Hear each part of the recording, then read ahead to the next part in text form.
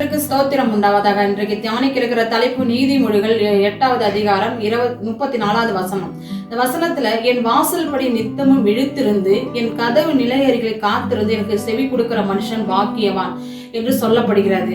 அதே போல 42வது சங்கீதம் 1வது வசனம் பார்ப்போமானால், மானானது நீரோடைக்கு வாஞ்சித்து கதறுகிறது போல தேவனே என் ஆத்மா வாஞ்சித்து கதறுகிறதுன்னு சொல்லப்படுகிறது. அப்படின்னா ஒரு மானானது ஒரு நீரை பார்க்க எவ்வளவு வாஞ்சித்து கதறுகிறது போல நாமளும் தேவனுடைய சமூகத்துல அமர்ந்து செபிக்கிறதே நம்ம வாஞ்சையா கதறுகிறது போல நம்ம இருக்கணும். அதுதான் அந்த வசனம் சொல்லப்படுகிறது. அப்படின்னா நம்ம அனுதினமும் தேவனுடைய அருகில் அமர்ந்து செபிக்கிறவங்களா, வேத வசனத்தை தியானிக்கிறவங்களா நம்ம இருக்கணும். இந்த உலகமான காரியங்கள் பல காரியங்கள் இருந்தாலும் தேவனுடைய சமூகத்துல அமர்ந்து செபிக்கிறது தான் முதலாவது காரியமா இருக்கிறது.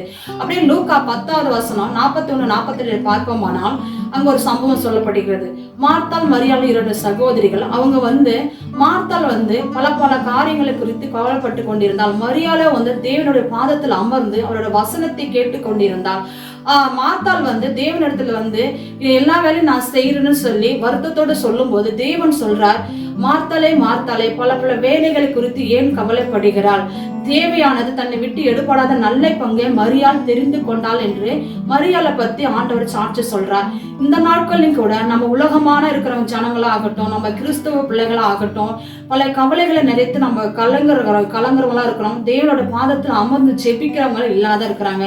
இந்த நாட்களையும் கூட நம்ம மரியாளை போல தேவனோட வசனத்திற்காக முக்கியத்துவம் கொடுப்போம். தேவனோட அருவியில் அமர்ந்து ஜெபிக்கிற இடத்திற்கு முக்கியத்துவம் கொடுப்போம். தேவன் நம்மளுக்கு எல்லாவற்றையும் செய்கிற தேவனா இருக்கிறார்.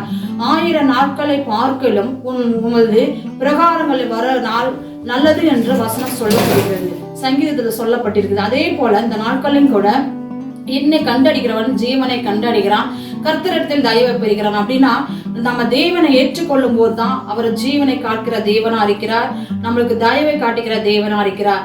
கர்த்தர் தாமே இந்த வேத வசனத்தின்படி ஒவ்வொருவர்களையும் உங்களை ஆசீர்வதித்து தேவனை ஏற்றுக்கொள்வார்களாக.